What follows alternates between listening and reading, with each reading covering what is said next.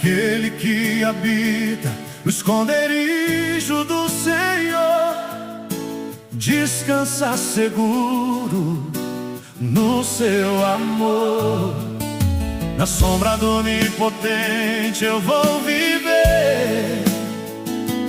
Nada nesse mundo vai me abalar. Vou crer, Ele é meu Deus, meu abrigo e proteção, fortaleza